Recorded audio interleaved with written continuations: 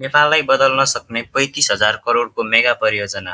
के तपाईँलाई थाहा छ हाम्रो देश नेपालमा अहिले यस्ता राष्ट्रिय गौरवका परियोजनाहरू निर्माण भइरहेका छन् जसले सफल भए आगामी 10 वर्षमै देशको भविष्य पनि बदल्न सक्छन्। तर यदि यी परियोजनाहरू समयमै पुरा भएनन् भने विकासको सपना दशकौं पछाडि धकेलिन पनि सक्छ। आज हामी नेपालका 5 ठूला राष्ट्रिय गौरवका परियोजनाबारे चर्चा गर्नेछौँ जसले अर्थतन्त्र, कृषि, पर्यटन, खेलकुद र ऊर्जा क्षेत्रमा ठूलो परिवर्तन ल्याउन सक्नेछ। भिडियो अन्तिमसम्म हेर्नुहोस् किनकि नम्बर 1 मा रहेको परियोजना नेपालको सबैभन्दा ठूलो र चर्चित परियोजना हो। गौतम बुद्ध अन्तर्राष्ट्रिय क्रिकेट रङ्गशाला, भक्तपुर, चितवन। नेपालमा क्रिकेट केवल खेल होइन, यो लाखौं नेपालीहरूको भावना र सपना हो। नेपालले अन्तर्राष्ट्रिय प्रतियोगिता खेल्दा पूरा देश एउटै टोलीको समर्थनमा उभिन्छ, तर यति धेरै क्रिकेट प्रेमी देश भएर पनि नेपालसँग विश्वस्तरीय अन्तर्राष्ट्रिय क्रिकेट रङ्गशाला छैन। यही आवश्यकता पूरा गर्न गौतम बुद्ध अन्तर्राष्ट्रिय क्रिकेट रङ्गशाला निर्माणको सपना अघि सारिएको हो। ध्रुव सन्तुली फाउन्डेसनले जनसहभागिताबाट यसको निर्माण सुरु गरेको थियो। देशभित्र र विदेशमा रहेका नेपालीहरूले पनि खुला मनले सहयोग गरेका थिए। यदि यो रङ्गशाला पूर्ण रूपमा निर्माण भयो भने भारत, अस्ट्रेलिया, इङ्ल्यान्ड, पाकिस्तान जस्ता टोलीलाई नेपालमा खेल्न आउन सक्छन्। त्यस्तैसँग खेल, पर्यटन, होटल व्यवसाय, रेस्टुरेन्ट, स्थानीय व्यापार र नेपालको अन्तर्राष्ट्रिय पहिचानमा ठूलो योगदान पुग्नेछ।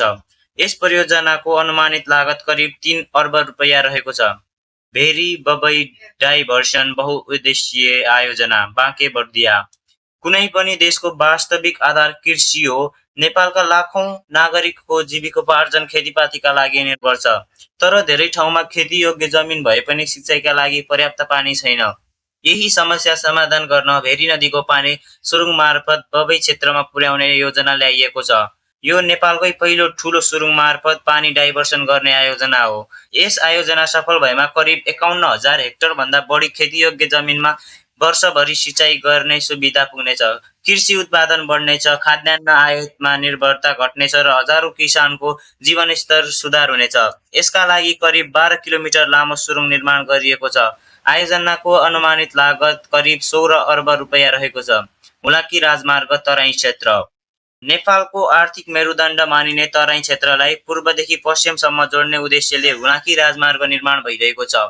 कृषि, उद्योग, व्यापार र जनसङ्ख्याको ठूलो हिस्सा यही क्षेत्रमा केन्द्रित भएर पनि वर्षौंदेखि सडक पूर्वाधार कमजोर छ। हुलाकी राजमार्ग नेपाल-भारत सीमासँग समानान्तर फैलिएको विशाल सडक सञ्जाल हो। यसले पूर्वको मेचीदेखि पश्चिमको महाकालीसम्म तराईलाई जोड्नेछ।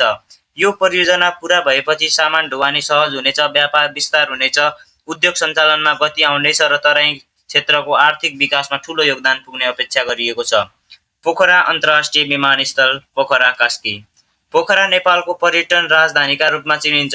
अन्नपूर्ण हिम श्रृङ्खला, फेवाताल, साहसिक खेल र प्राकृतिक सौन्दर्यका कारण विश्वभरका पर्यटक यहाँ आउन चाहन्छन्। तर पहिले विदेशी पर्यटकले काठमाडौँ हुँदै मात्र पोखरा पुग्नुपर्ने बाध्यता थियो। यस समस्याको समाधानका लागि पोखरा अन्तर्राष्ट्रिय विमानस्थलको निर्माण गरिएको हो। यसको मुख्य उद्देश्य विश्वका विभिन्न देशहरूबाट सिधै अन्तर्राष्ट्रिय उडान पोखरामा ल्याउनु हो। यदि यो विमानस्थल पूर्ण क्षमतामा सञ्चालन भयो भने पर्यटनमा ठूलो वृद्धि हुनेछ। होटल, यातायात, स्थानीय व्यवसाय, ट्राभल एजेन्सी र हजारौं नेपालीहरूलाई रोजगारी मिल्नेछ। तर हालसम्म अपेक्षा अनुसार अन्तर्राष्ट्रिय उडानहरू सञ्चालन हुन नसक्नु, यात्रु सङ्ख्या कम हुनु, ऋण भुक्तानीको दबाव र व्यवस्थापन चुनौती यस परियोजनाका मुख्य समस्या बनेका छन्। यसको अनुमानित लागत करिब 22 अर्ब रुपैयाँ रहेको छ। बुढीगङ्गा जलविद्युत आयोजना, गोरखाधादिङ। अब कुरा गरौँ नेपालको सबैभन्दा ठूलो र सबैभन्दा चर्चित राष्ट्रिय गौरवको आयोजनाको। बुढीगण्डकी जलविद्युत आयोजना करिब 1200 मेगावाट क्षमताको विशाल आयोजना हो। यसको अनुमानित लागत करिब 35,000 करोड रुपैयाँ रहेको छ।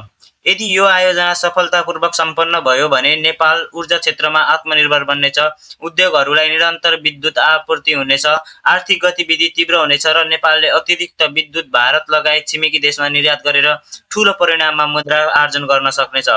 तर यति ठूलो परियोजनासँग चुनौती पनि छन्। जलाशयका कारण हजारौं परिवार विस्थापित हुने, उचित पुनर्वास र मुआब्जाको विवाद, राजनीतिक निर्णयमा ढिलाइ तथा पटक पटक आयोजना परिवर्तन जस्ता समस्याले यस परियोजनालाई वर्षौंदेखि प्रभावित पारेका छन्। यद्यपि सबै चुनौती बावजुद बुढीगण्डकी आयोजना नेपालको दीर्घकालीन ऊर्जा सुरक्षाको आधार मानिन्छ। धेरैको विश्वास छ कि यो आयोजना सफल भए नेपाल दक्षिण एसियाको प्रमुख ऊर्जा निर्यातकर्ता देश बन्न सक्छ। नेपालको विकास कुनै एक दिनमा सम्भव हुँदैन। यसका लागि यस्ता दीर्घकालीन, साहसिक र रणनीतिक परियोजनाहरू समयमै सम्पन्न हुन अत्यन्त जरुरी छ।